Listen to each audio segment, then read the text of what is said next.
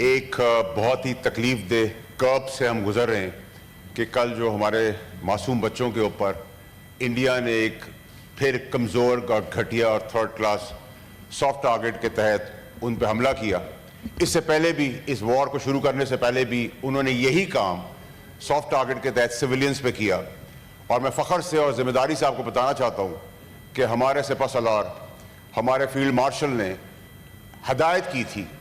Responsibility के साथ आपको बता रहा हूँ कि कोई इंडियन सिविल टारगेट लॉक ना किए जाएं। और हमने फिर उनको घुस के फट के मारा और उनके 258 फौजियों को इबरतनाक मौत के घाट उतार दिया। हम अमन पसंद कौम है,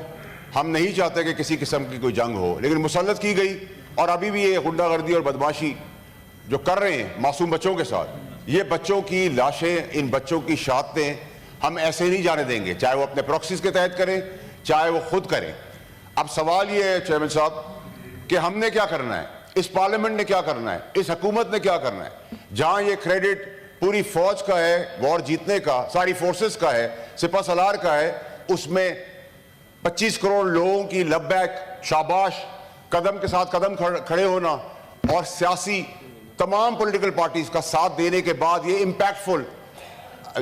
जंग हमने जीती है। ये जंग हमने सिर्फ इंडिया से नहीं जीती, हमने डिप्लोमेटिक फ्रंट के अंदर कश्मीर का मुद्दा,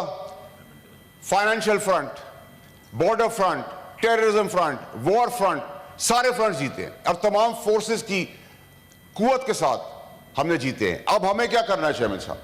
हमें चेयरमैन साहब अब ये करना है, हमारी कलेक्टिव जिम्मेदारी ये कि हम तमाम पॉलिटिकल पार्टियों को, जहां इतना बड़ा क्रेडिट हमारी कौम को मिला है, एक झंडा, एक कौम, एक पाकिस्तान, एक फौज, एक हुकूमत, एक ऑपोजिशन, जब सब एक झंडे के तले खड़े हो गए, सिर्फ पाकिस्तान की बात कर रहे हैं, तो हमें चाहिए कि हमने 2-3 काम इस पार्लियामेंट के तहत 25 करोड़ लोगों को रिप्रेजेंट करते हुए करने हैं। नंबर 1, गवर्नमेंट के पास अब जिम्मेदारी हो गई है कि वो बड़ा दिल करे, क्योंकि क्रेडिट उनको भी अपने इस टेन्योर में मिला है और इस क्रेडिट का भरपूर फायदा उठाते हुए अपोजिशन को वो वेलकम करे, उनको ऑन बोर्ड ले और ये छोटे छोटे जो हमारे डिफरेंसेस हैं उनको हम सेट असाइड करें ताकि इंपैक्टफुली हम करें। अब दूसरी चीज क्या है चेयरमैन साहब, जो बहुत रेलेवेंट और इंपॉर्टेंट है, वो ये है कि हमें अपना दिफाई बजट बढ़ाना पड़ेगा। अपना पेट काट के उसको तमाम तर प्रायोरिटी के ऊपर रख के उसको दुगना तिगना करना पड़ेगा और ये बड़ा इंपॉर्टेंट है। और इसलिए इंपॉर्टेंट है कि अब हम डेवलपमेंट की बात नहीं कर सकते, अब हमें डिफेंस की बात करनी पड़ेगी, क्योंकि डिफेंस हमारा मजबूत होगा तो हम डेवलपमेंट कर सकेंगे। अगर डेवलपमेंट कर दी और डिफेंस कमजोर रहा तो हम कहीं के नहीं रहेंगे। और याद रखिए सर कि ये कम वसाइल के अंदर इस फौज ने मार्का मारा है। इस सिपह सलार को हमने रिवॉर्ड के अंदर फील्ड मार्शल ताहयात का रिवॉर्ड भी दे दिया है। आज शाम को इन बदगुंडों के खिलाफ, इन दहशतगर्दों के खिलाफ हम वो सोटी भी नहीं देने वाले हैं जो फील्ड मार्शल की है। लेकिन हमें डिफेंस बजट सर बढ़ाना पड़ेगा। अब हमें फौज की तमाम फोर्सेस की तनख्वाहों को डबल करना पड़ेगा, इंसेंटिव्स बढ़ाने पड़ेंगे, अपने शाही खर्चे रोकने पड़ेंगे, डेवलपमेंट प्लान्स रोकने पड़ेंगे और इसमें हम सबको कलेक्टिवली साथ खड़ा होना पड़ेगा। ऑपोजिशन के बगैर, हुकूमत के बगैर, तमाम एलाई पार्टीज के बगैर नहीं हो सकता। दिल बड़ा करना पड़ेगा, क्योंकि सर जहां हमारे पास जमीनी दिफा है कि हम जैसे मैना को गुलेल से मारते हैं, वहां जमीन पे भी हम मार रहे हैं, हवा में भी मार रहे हैं, समुद्र में भी मार रहे हैं। लेकिन क्योंकि अब सवाल ये हो गया है कि हिंदुस्तान को पता चल गया है, जो हमें अंडर एस्टिमेट कर रहे थे कि हमारी कुव्वत, हमारी ताकत, हमारी स्ट्रैटेजी कितनी मजबूत है, वो हमें कमजोर मुल्क समझ कर आगे बढ़े थे और हमने मुंह तोड़ जवाब दिया। 1:6 के रेशो से मारा है, 1:10 के रेशो से मारा है। Order in the house please. अब चेयरमैन साहब, ये ताकत हम वज़ा कर चुके हैं हिंदुस्तान के आगे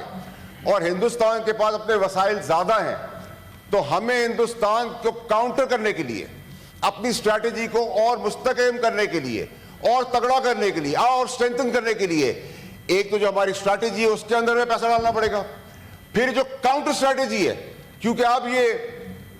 जंग इसी तरह टुक टुक हमें लेके चलेगी। कमजोर है, घटिया है, जो हमारा दुश्मन है उसका कोई रास्ता तो है नहीं। इसको काउंटर करने के लिए हम इनके अंदर भी घुसेंगे, इन टेररिस्ट को भी पकड़ के मारेंगे, जो इनके पीछे उनको भी पकड़ के मारेंगे। सीज फायर का हम अभी तक भरपूर दिफा कर रहे हैं, लेकिन ये हमारी कमजोरी नहीं, हमारी स्ट्रेंथ है। मैं चेयरमैन साहब खत्म करते हुए आपसे रिक्वेस्ट करूंगा कि आपकी बदौलत, हुकूमत की बदौलत, ऑपोजिशन की बदौलत, पाकिस्तान की बदौलत हमारा एम्फेसिस अब सिर्फ एक चीज के ऊपर आना चाहिए कि हम अपना डिफेंस बजट बढ़ाएं, उसको स्ट्रेंथन करें और इस वॉर को मंतकी अंजाम तो पहुंचाएं और उसके बाद डेवलपमेंट की बात करें। और जो हमारा डिप्लोमेटिक फ्रंट है उसके अंदर हम अपने सारे शवाहिद, सारे सबूत सामने रखें, काउंटर इन्वेस्टिगेशन की बात करें, न्यूट्रल इन्वेस्टिगेशन की बात करें। बिलावल साहब जा रहे हैं, गवर्नमेंट के लोग जा रहे हैं, ऑपोजिशन को भी इसमें शामिल कर लें। ऑपोजिशन को नहीं शामिल कर सकते, कॉन्फिडेंस मिले, आगे बढ़े। अगर हमने इस डिफेंस के अंदर जरा भी कोताही की और अपने पॉलिटिकल डिफरेंस की वजह से हम में यूनिटी नहीं हुई, तो जो जंग आपने जीती है उसका फोर्सफुल इंपैक्ट आप आगे नहीं दे सकेंगे। तो मेरी आपसे गुजारिश होगी कि मैं आपको बड़ी क्लैरिटी से बताना चाहता हूं सर कि हम महफूज हाथों में हैं, हम सब एक जहां हैं, यकजां हैं, हम साथ हैं, यूनाइटेड हैं, यूनिटी के साथ खड़े हैं, एक फ्लैग के नीचे हैं, एक कौम है, एक पाकिस्तान है और 25 करोड़ लोगों की लब्बैक और जबरदस्त वतन की हिफाजत करने वाली फौज जो अल्लाह अकबर के नारे पे खड़ी है, जिनको हम रमजान में एक सिपाही को 2000 रुपए देते हैं कि वो उसमें अपनी सहरी, अफ्तारी और रात का खाना खाए, और अगर उसके सिर्फ 4 बच्चे हैं या 4 की फैमिली है तो 11 रुपए के हिसाब से हम उनको पेमेंट कर रहे हैं और उनसे कह रहे हैं उसके बदले में खून दो, और वो उस 11 रुपए के बदले में दबादब खून दे रहे हैं और जीत के भी लाके दे रहे हैं, पाकिस्तान को खड़ा भी कर रहे हैं, झंडे को भी लहरा रहे हैं, फखर से सर को भी ऊंचा कर रहे हैं। तो सर प्लीज अब हमारी एम्फेसिस और सारी जो बहस है वो इस पे होनी चाहिए कि हम इस बजट से कब हम तनख्वाहें बढ़ाएंगे, कब इंसेंटिव प्रोग्राम्स देंगे